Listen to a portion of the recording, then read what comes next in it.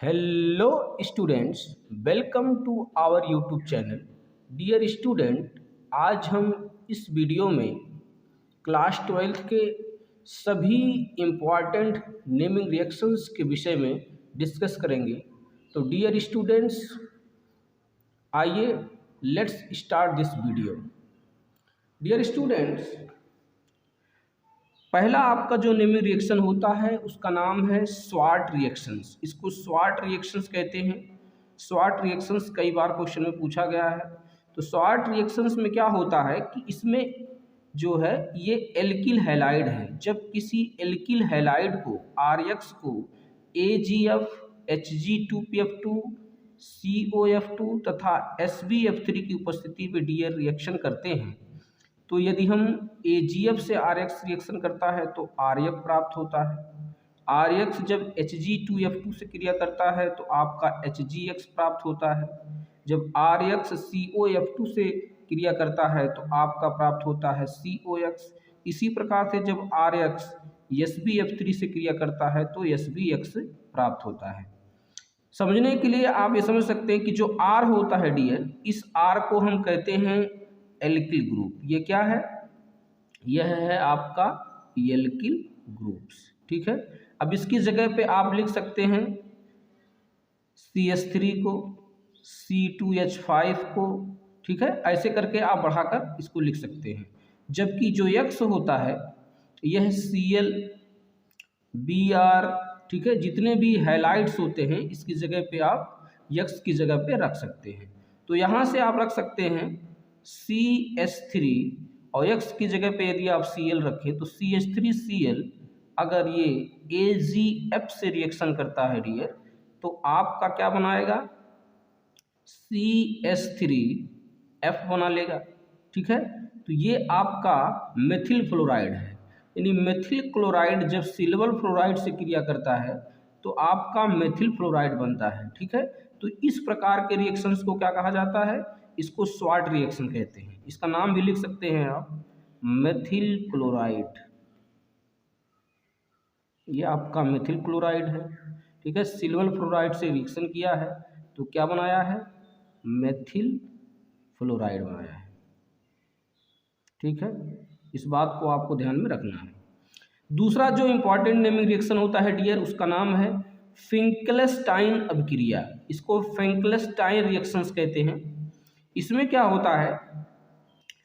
इसमें जो alkyl halide होता है सोडियम आयोडाइड से क्रिया करता है तो बनता है Ri और NX। मतलब इसमें X और I का क्या होता है? एक्सचेंज होता है।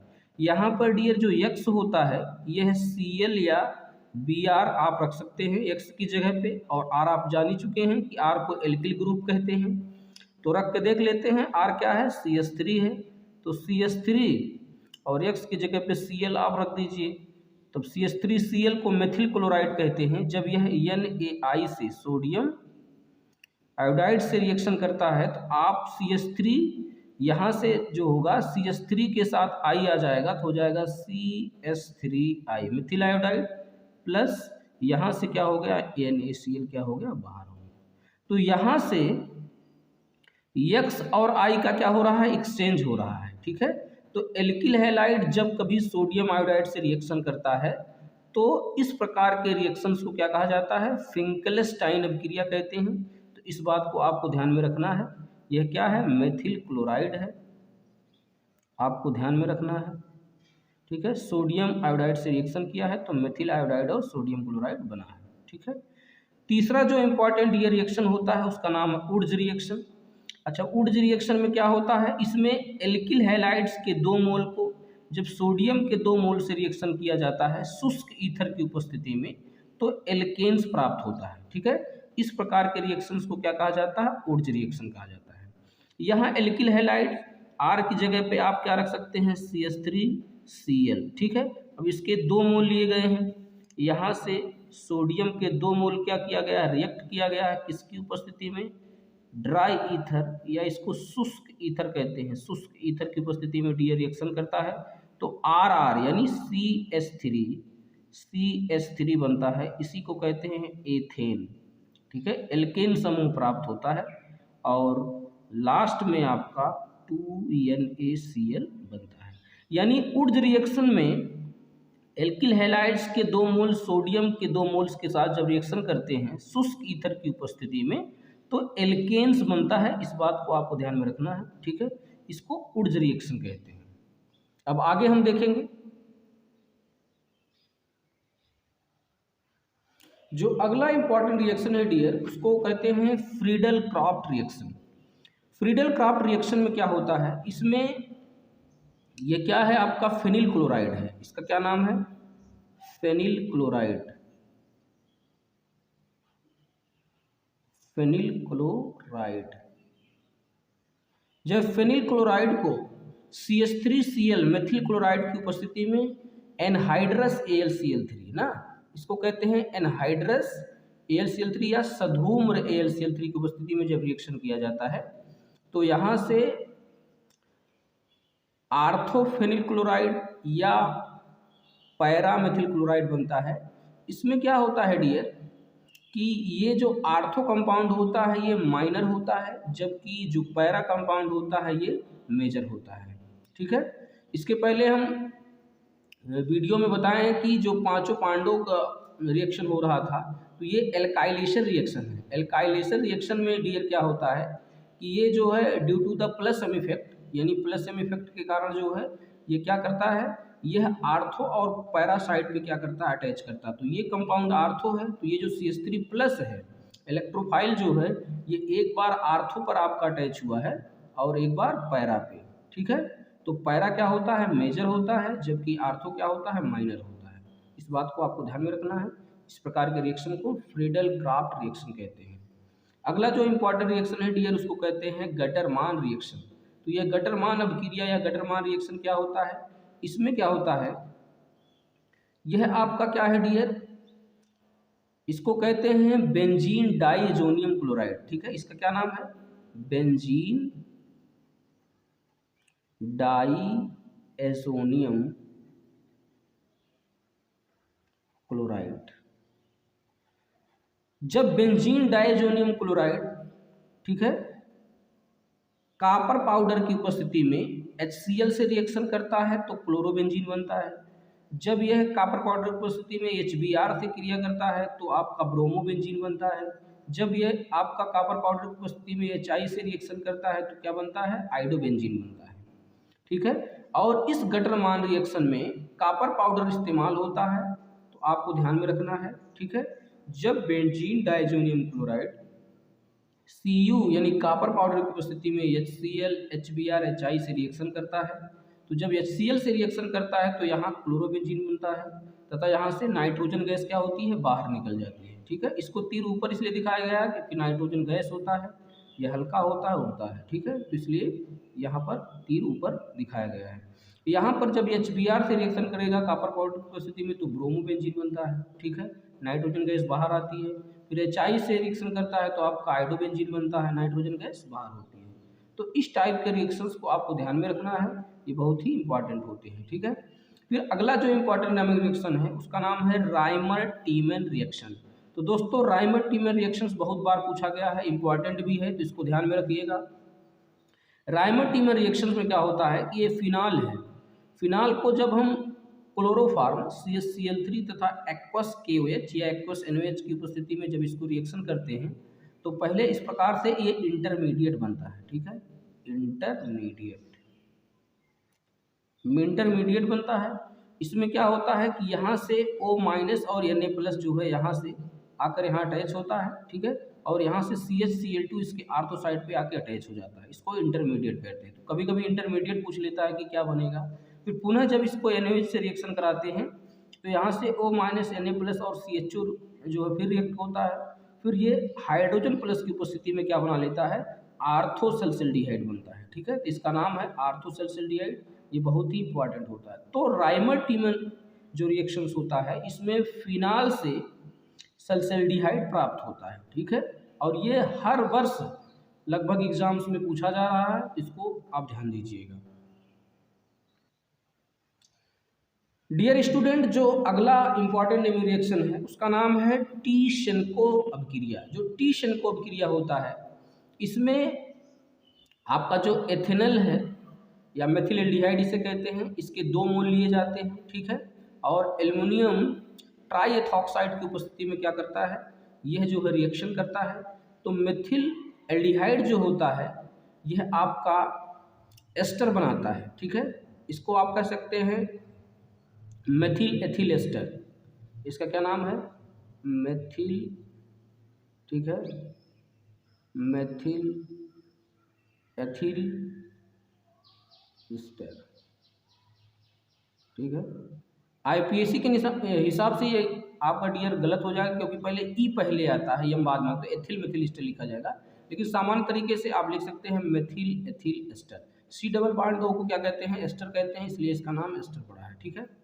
तो आपको ध्यान में रखना है कि टिसेनको अभिक्रिया में एल्डिहाइड से क्या बनता है, एस्टर बनता है। इस बात को आपको ध्यान में रखना है कि एल्डिहाइड से एस्टर बनता है, किसमें, टिसेनको अभिक्रिया में, एस्टर, ठीक है।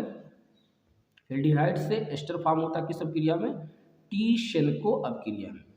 फिर अगला जो इंपॉर्टेंट नेम रिएक्शन है वह है क्लीमेंसन अभिक्रिया। डियर, क्लीमेंसन अभिक्रिया में क्या होता है, एल्डिहाइड या कीटोन्स का जब रिडक्शन होता है, अपचयन होता है, किसकी उपस्थिति में, जिंक मरकरी तथा सांद्र HCl की उपस्थिति में, तो क्या बनता है, एल्केन प्राप्त होता है। इसी अभिक्रिया को क्या कहते हैं, क्लीमेंसन अभिक्रिया कहते हैं। यह भी बहुत ही इंपॉर्टेंट है। जब एल्डिहाइड्स या कीटोन्स को, ये कीटोन है, जब इसका अपचयन किया जाता है जिंक मरकरी तथा सांद्र HCl की उपस्थिति में, तो क्या बनता है, एल्केन बनता है। जैसे यदि ये यहाँ CH3, C double bond O CH3, इसको एसीटोन कहते हैं। जब एसीटोन का डियर क्या हो जाएगा, रिडक्शन हो जाएगा जिंक मरकरी तथा कंसंट्रेट HCl की उपस्थिति में, तो CH3 CH2 CH3 ये क्या बना, प्रोपेन बना, ये क्या है, एल्केन है, ठीक है। तो इसी रिएक्शन को क्या कहा जाता है, क्लीमेंसन अभिक्रिया, ठीक है। 9 जो इंपॉर्टेंट नेम रिएक्शन है उसका नाम है उल्फ किश्नर अपचयन या उल्फ किश्नर रिडक्शन अभिक्रिया, ठीक है। इसमें क्या होता है, इसमें एल्डिहाइड या कीटोन को जब NH2 की उपस्थिति में रिएक्शन किया जाता है ग्लाइकॉल्स या क्लीवेज की उपस्थिति में डियर, तो यहाँ भी एल्केन्स प्राप्त होता है। इसको भी आप ध्यान में रखिएगा। यहाँ पर CH3 C double bond O, acetone को NH2 की उपस्थिति में रिएक्शन किया जाता है KOH या ग्लाइकॉल की उपस्थिति में, तो क्या बनता है, CH3 CH2 और CH3, ठीक है। बाद में नाइट्रोजन गैस जो है बाहर निकलती है और एक वाटर के मॉलिक्यूल्स भी बाहर निकलते हैं। तो इस बात को आपको ध्यान में रखना है कि क्लीमेंसन अभिक्रिया और उल्फ किश्नर अभिक्रिया में एल्डिहाइड्स और कीटोन्स का जो रिडक्शन होता है तो एल्केन्स प्राप्त होता है, ठीक है। इस बात को आपको ध्यान में रखना है। जो अगली इंपॉर्टेंट नेम रिएक्शन है यह है पर्किन अभिक्रिया। पर्किन अभिक्रिया में क्या होता है, बेंजल्डिहाइड होता है। ये क्या है, ये बेंजल्डिहाइड, बेंजल्डिहाइड। तो बेंजल्डिहाइड क्या करता है, ये जो है एनहाइड्राइड की उपस्थिति में रिएक्शन करता है। ये एनहाइड्राइड है। तो बेंजल्डिहाइड जब एनहाइड्राइड की उपस्थिति में रिएक्शन करता है सोडियम एसीटेट की उपस्थिति में, यानी सधूम्र सोडियम एसीटेट की उपस्थिति में, तो आपका सिनेमिक एसिड बनता है, ठीक है, तथा एस्टिक एसिड क्या होता है, बाहर निकलता है। तो आपको ध्यान में रखना है कि पर्किन अभिक्रिया में एल्डिहाइड से क्या बनता है, सिनेमिक अम्ल बनता है। इसी अभिक्रिया को पर्किन अभिक्रिया कहते हैं, ठीक है। फिर जो आपका अगला इंपॉर्टेंट रिएक्शन है इसको कहते हैं हुन्स डीकर अभिक्रिया, ठीक है। हुन्स डीकर अभिक्रिया में क्या कहते हैं, RCOOAG, यह जो है ब्रोमीन की उपस्थिति में तथा कार्बन टेट्रा क्लोराइड की उपस्थिति में ये रिएक्शन करता है और एल्किल ब्रोमाइड RBr CO2 या HGBr का निर्माण करता है। इसी रिएक्शन को क्या कहते हैं डियर, हुन्स डीकर अभिक्रिया। तो इसको भी आप ध्यान में रखिएगा। तो डियर स्टूडेंट, जो अगला आपका नेम रिएक्शन है उसको कहते हैं सिमिट अभिक्रिया। सिमिट अभिक्रिया में क्या होता है कि प्रोपेनोइक एसिड जो है हाइड्राजोइक एसिड की उपस्थिति में सांद्र सल्फ्यूरिक अम्ल की उपस्थिति में जब रिएक्शन करता है तो आपका एथिल एमीन बनता है, क्या बनता है, एथिल एमीन। तो आपको ध्यान में रखना है कि जब प्रोपेनोइक एसिड हाइड्राजोइक एसिड की उपस्थिति में सांद्र सल्फ्यूरिक अम्ल की उपस्थिति में रिएक्शन करता है तो एथिल एमीन बनता है। इस अभिक्रिया को क्या कहते हैं, सिमिट अभिक्रिया कहते हैं। ठीक है, अगला जो आपका इंपॉर्टेंट एमीन रिएक्शन है कार्बिल एमीन अभिक्रिया, इसको कार्बिल एमीन टेस्ट भी कहते हैं। इस अभिक्रिया में क्या होता है, यह आपका फेनिल एमीन है। क्या नाम है इसका, phenyl amine. Phenyl amine chloroform तथा 3 मोल KOH या NOH की उपस्थिति में रिएक्शन करता है तो बनाता है फेनिल आइसोसाइनाइड। इसका क्या नाम है, फेनिल आइसोसाइनाइड। ठीक है, तो आपको ध्यान में रखना है कि कार्बिल एमीन टेस्ट में एमीन से आइसोसाइनाइड बनता है, यानी फेनिल एमीन से फेनिल आइसोसाइनाइड का फॉर्मेशन होता है। ये बहुत ही इंपॉर्टेंट रिएक्शन है, तो इस बात को भी ध्यान में रखिएगा। जो आपका 14 नंबर है नेमी रिएक्शंस, उसको कहते हैं हाफ मान ब्रोमाइड अभिक्रिया। ठीक है, हाफ मान ब्रोमाइड अभिक्रिया में होता क्या है कि जब हम एमाइड को, CONH2 है, इसको क्या कहते हैं, एमाइड कहते हैं, तो ये एमाइड समूह क्या बनता है, एमीन बनाता है। तो एमाइड से एमीन का बनना क्या कहलाता है, हाफ मान ब्रोमाइड अभिक्रिया कहते हैं। इसमें ध्यान देने वाली बात यह है कि यहाँ पर डियर एक कार्बन क्या होता है, कम हो जाता है। यहाँ पर देखिए, यहाँ पर बेंजीन के साथ एक कार्बन है तो यहाँ पर एक कार्बन क्या हुआ, गायब हुआ है। तो यहाँ पर एक कार्बन का क्या होता है, विलोपन होता है। इस बात को भी आपको ध्यान में रखना है कि हाफ मान ब्रोमाइड अभिक्रिया में एक कार्बन क्या होता है, घट जाता है। ठीक है, इसमें क्या होता है, ये है, इसका नाम है बेंजामाइड। ठीक है, तो या फेनिल एमाइड भी कह सकते हैं। तो बेंजामाइड क्या होता है, ब्रोमीन और 4 KOH की उपस्थिति में क्या करता है, फेनिल एमीन बनता है ना, या इसको एनिलीन भी कह सकते हैं। क्या कहते हैं, एनिलीन। एनिलीन ही इसका प्रचलित नाम है। ठीक है, तो यहाँ पर जो आपने फेनिल एमीन रखा है, यहाँ पर आप एनिलीन भी लिख सकते हैं, एनिलीन ही सही है। ठीक है, तो जो आपका एनिलीन बना, ये किससे बना, एमाइड से। तो एमाइड से एनिलीन का बनना, ठीक है, क्या कहलाता है, हाफ मान ब्रोमाइड अभिक्रिया कहलाता है। इस बात को आपको ध्यान में रखना है। जो अगला इंपॉर्टेंट नेमी रिएक्शन है उसको कहते हैं गैब्रियल थैलामाइड संश्लेषण। तो डियर जो गैब्रियल थैलामाइड संश्लेषण होता है, इसमें थैलीमाइड जब KOH की उपस्थिति में क्रिया करता है तो यहाँ पर देखिए, यहाँ से H हटता है क्योंकि H और OH H2O बन के गायब हो जाएगा, तो यहाँ इसकी जगह पे K आ जाएगा, तो NK+ हो जाएगा।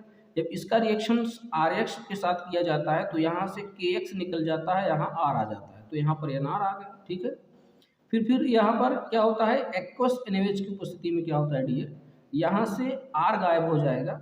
ठीक है, और यहाँ पर Na के 2 मोल आ जाएंगे, तो यहाँ पर इस प्रकार से आपका बन गया। ठीक है, फिर ये क्या करता है, प्राइमरी एमीन का निर्माण अंत में करता है। तो गैब्रियल थैलीमाइड संश्लेषण बहुत ही इंपॉर्टेंट है। इसमें क्या होता है, थैलीमाइड से प्राइमरी एमीन फॉर्मेट होता है। तो थैलीमाइड से अगर प्राइमरी एमीन बनाने के लिए बोलेगा तो आप गैब्रियल थैलीमाइड संश्लेषण को जो है लिखिएगा। अब आगे देखेंगे हम। डियर 16 नंबर हैलोफॉर्म अभिक्रिया है। हैलोफॉर्म अभिक्रिया में होता क्या है कि आपका ये एथिल एल्कोहल है, इसका क्या नाम है, एथिल एल्कोहल। यहाँ पर क्या है, एथिल एल्कोहल जब क्लोरीन के 4 मोल्स और NaOH के 6 मोल के साथ रिएक्शंस करता है तो यहाँ पर क्लोरोफॉर्म बनता है। ठीक है, और 5 NaCl सोडियम फॉर्मेट और यहाँ पर 5 मोल जल के बनते हैं। तो यहाँ से ध्यान में रखना है कि हैलोफॉर्म अभिक्रिया में क्या होता है, एल्कोहल से क्लोरोफॉर्म और एस्टर का जो है फॉर्मेशन होता है। तो इस बात को आपको ध्यान में रखना है। यहाँ पर जो 17 नंबर डियर है उसका नाम है aldol condensation reaction. Aldol condensation reaction में क्या होता है कि जब आप एथेनल को, ठीक है, एथेनल को जब आप एथेनल के 2 मोल को कह लीजिए, एथेनल के 2 मोल्स को, ठीक है, अब इसमें एक एल्डिहाइड भी हो सकता है, एक कीटोन भी हो सकता है। ये ज़रूरी नहीं है कि दोनों एल्डिहाइड ही हो। ठीक है, इसमें एक एल्डिहाइड भी हो सकता है और एक कीटोन भी हो सकता है। और इसमें क्या होता है कि अल्फा H आइटम उपस्थित होना जरूरी है। ठीक है, इसमें एल्डोल कंडेंसेशन रिएक्शंस में क्या होते हैं, अल्फा H आइटम का होना जरूरी है। अब इसमें या तो दोनों एल्डिहाइड हो सकते हैं या तो एक एल्डिहाइड एक कीटोन हो सकता है। फिर इस रिएक्शन में क्या होता है कि एल्डिहाइड के जब 2 मोल लिए जाते हैं तो यहाँ से क्या होता है, C डबल बॉन्ड इस तरीके से आप समझ सकते हैं कि यहाँ पर जो C डबल बॉन्ड O और H, यही CHO है, यहाँ से ये बॉन्ड टूटता है, ठीक है, तो इस पर प्लस इस पर माइनस आ जाता है। और यहाँ से जब H निकलता है डियर, तो यहाँ से H के पास प्लस चार्ज और इसके पास माइनस चार्ज होता है, तो यहाँ से OH आके जुड़ गया CHOH, और ये CH2 CHO है, ये इस वाले कार्बन पे जो CHO के ये कार्बन है प्लस है, इस पर आकर अटैच हो गया है, तो CH2 CHO यहाँ जुड़ जाता है, तो इस प्रकार से एल्डोड का क्या होता है, फॉर्मेशन होता है। तो आपको ध्यान में रखना है।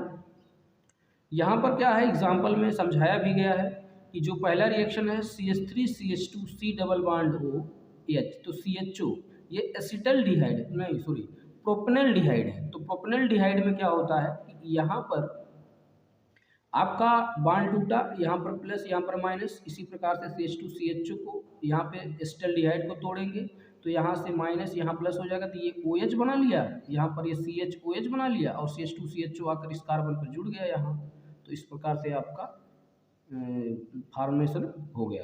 तो यहाँ पर ध्यान दीजिएगा, दूसरा जो है बी में यहाँ पर एसीटोन है, देखिए यहाँ पर एल्डिहाइड था, यहाँ पर कीटोन लिया गया, तो कीटोन्स का जब रिएक्शन किया जाता है तो इस तरीके से डाई एसीटोनिल एल्कोहल बनता है।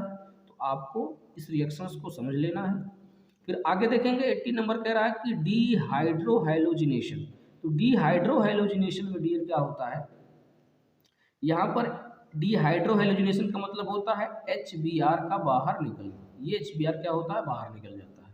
तो यहाँ पर CH3 और CH2Br, ठीक है, एथिल ब्रोमाइड को क्या करते हैं, जब एल्कोहलिक KOH की उपस्थिति में रिएक्शन करते हैं तो एल्कोहलिक KH की उपस्थिति में हमेशा एल्किल हैलाइड क्या बनाता है, एल्कीन बनाता है। तो आपको ध्यान में रखना है कि जो एल्किल हैलाइड होता है, एल्किल हैलाइड्स, ठीक है, यह क्या करता है, एल्कोहलिक KOH की उपस्थिति में क्या बनाता है, एल्कीन्स बनाते हैं, ठीक है। तो यहाँ से एल्कोहलिक KOH की उपस्थिति में एल्किल हैलाइड क्या बना लिया, एथिलीन बना लिया है। तो इस बात को भी आपको ध्यान में रखना है।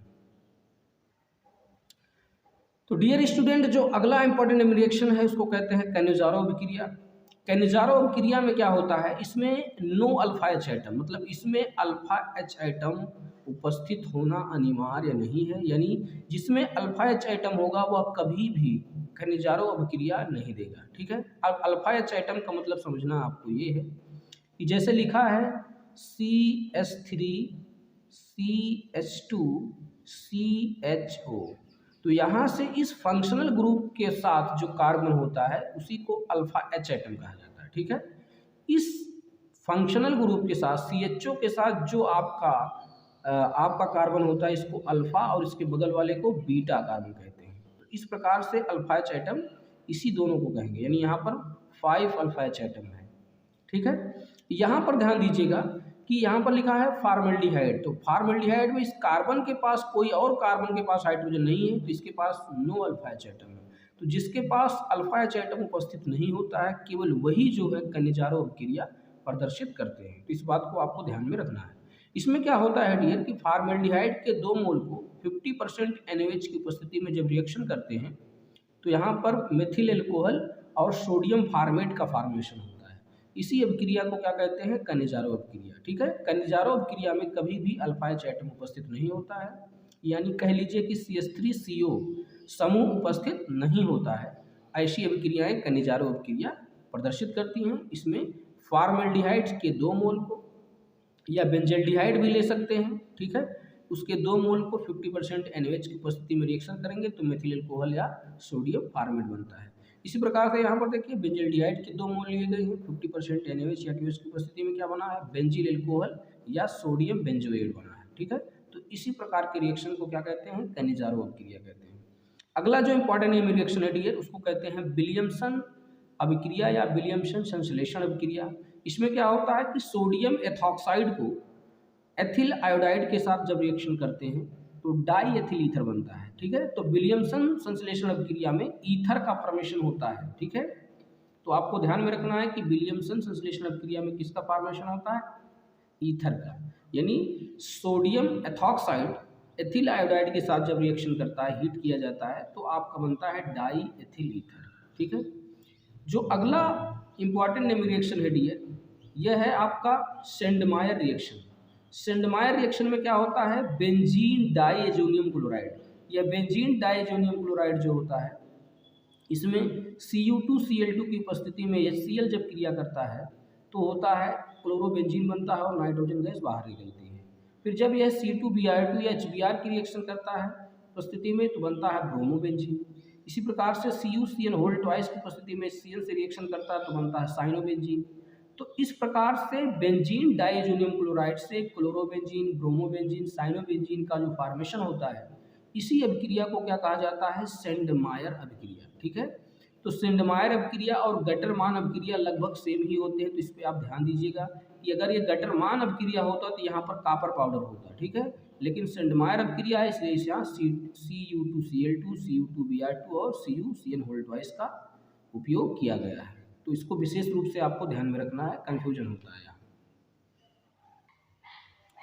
डियर स्टूडेंट, अगला जो इंपॉर्टेंट नेमिंग रिएक्शन है उसको कहते हैं रोजन-मुंड अभिक्रिया। तो यहाँ पर डियर जो रोजन-मुंड अभिक्रिया है आपका, इसमें क्या होता है कि एसिटिल क्लोराइड को जब प्लेटिनम तथा BaSO4 की उपस्थिति में इसका अपचयन किया जाता है, रिडक्शन किया जाता है, तो आपका एसिटाल्डिहाइड बनता है। यानी एसिल क्लोराइड से एल्डिहाइड का फॉर्मेशन ही क्या कहलाता है, रोजन-मुंड अभिक्रिया। ठीक है, यह भी इंपॉर्टेंट है। तो रोजन-मुंड अभिक्रिया को ध्यान में रखना है कि एसिल क्लोराइड से एल्डिहाइड का क्या होता है, फॉर्मेशन होता है in the presence of platinum और BaSO4। ठीक है। जो अगला इंपॉर्टेंट नेमिंग रिएक्शन है उसका नाम है इटार्ड अभिक्रिया। ठीक है। तो यहाँ पर क्या होता है कि टालुइन होता है डियर, इसका क्या नाम है, टालुइन। जब टालुइन को क्रोमिल क्लोराइड की उपस्थिति में, इसका क्या नाम है, क्रोमिल क्लोराइड, क्रोमिल क्लोराइड की उपस्थिति में कार्बन डाइसल्फाइड के साथ इसका ऑक्सीडेशन होता है तो इंटरमीडिएट में डियर यही बनता है, आपको ध्यान में रखना है, ये इंटरमीडिएट है। ठीक है। मध्यवर्ती में क्या बनता है आपका, इंटरमीडिएट में इसका फॉर्मेशन होता है। फिर पुनः जब इसको जल से रिएक्शन किया जाता है, पानी पिलाया जाता है, तो क्या बनता है, बेंजल्डिहाइड बनता है। ठीक है। तो टालुइन से एल्डिहाइड का बनना या बेंजल्डिहाइड का बनना क्या कहलाता है, इटार्ड अभिक्रिया कहलाता है। ठीक है। तो यह हर साल पूछा जा रहा है, इसको ध्यान दीजिएगा कि टालुइन से बेंजल्डिहाइड का बनना कौन सा रिएक्शन, इटार्ड रिएक्शन। ठीक है। तो इसको आपको ध्यान में रखना है। तो डियर स्टूडेंट, इसी प्रकार से हमने आपके यूपी बोर्ड्स में जितने प्रकार से जो है नेमिंग रिएक्शंस थे, हमने हर नेमिंग रिएक्शंस के यहाँ पर बताने की पूरी कोशिश की है। तो डियर स्टूडेंट्स, आशा करते हैं कि यह वीडियो आपको ज़रूर पसंद आएगी। Thank you friends.